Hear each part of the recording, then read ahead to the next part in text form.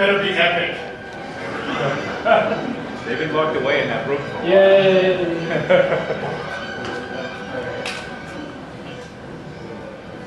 Hi, I'm Michael Mathiakis. And I'm Trakr Musa, and we're really excited about introducing Trakr to you guys. So we're from Monte Vista High School, and essentially what we allow you to do with Trakr is track the physical world around you as the general public as well as the law enforcement. So right now there's a big communication gap between the public and law enforcement. So the public, obviously they're concerned about their public safety, and they want to communicate this with law enforcement, but there's no tool for them to do so. And obviously right now with the economic recession and all, law enforcement is really tight for resources. So we have to utilize them as best as we can. So what pretty much we allow the user to do is report suspicious activity. And then we make a heat map of that activity so that the law enforcement officials, they can look at this and they can see, oh, this neighborhood has a lot of crime, and then they can better utilize their resources to cover the most crime as they can. So first we can submit activity. Yeah, so Michael's going to fill out a quick request right here. So he's going to enter a couple of fields. He's first going to enter his name, his email, and the phone number. And we encrypt all this data so that the general public doesn't have access to this. But the police and the law enforcement will. And then what we do is, you can enter a description of the situation that's going on, and then pinpoint a location on the map. So I don't think the map is rendering right now, but what you would be able to do is select a point exactly on the map. And then you submit this, and we store it in a data structure on Firebase, and it's in real time. And yeah. Yeah, I'm not sure why the map isn't working right now. It was just, I think it has to do something with the displays. Could be one. So yeah. So let's just say we have right here. Let's say we have a point right here. Let's say I saw a drug deal happening, right? Yeah. Okay, so after that, what you can do is you can upload a picture or something that you saw. Like with FilePicker.io, we enable you to upload an image or something that you have as evidence, and then when you do that, you just submit the query, and then we store it into Firebase.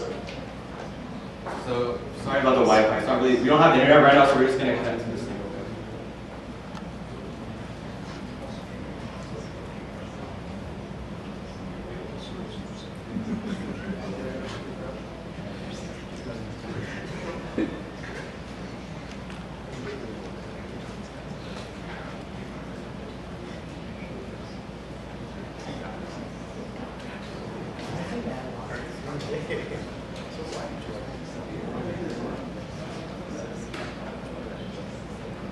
Yeah, sorry about that, guys. Alright, there we go. There we go. So where's the drug deal? Woo! 260 Homer.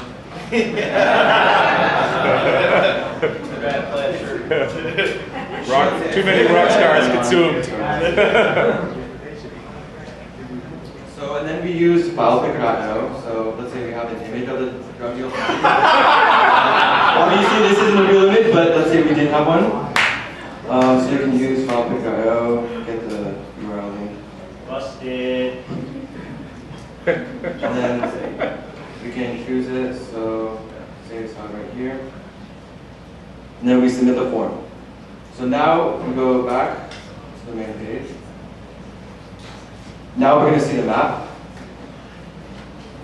And this is the map of all of, so this is the heat map of all the locations. So right now we don't have that large of a data set, so it's not that powerful. But once we did release to the public, or it'll be loaded in police databases, it would be a lot more really accurate. So then it'll have a lot more data points, and then we'd be able to see the highest concentrations of crime in the area. So yeah, so here's some like examples of it. So let's say someone stole my bike rack. You can see it. And then this is the one we just submitted. So yeah, stuff like this. So yeah, so then the police can see, oh, look here are the highest concentration of crimes, and then they can better use their resources to go to these places. Okay, so a little bit about our backend. We use Firebase for our real-time data structure, and essentially we use the MD5 hash to really encrypt our data. And what we have is just public information like the lat and long of the data point that you entered, the image URL, and like the information which is actually public to the general public. And that's Trakr. Thank you guys. You guys can talk to us later if you guys have any questions. And thank you. Right on, guys. So, did you submit your code to Afterward Your Haircut? Did you submit it to a high school computer science teacher that obviously taught you way more than mine did? So, by a lot.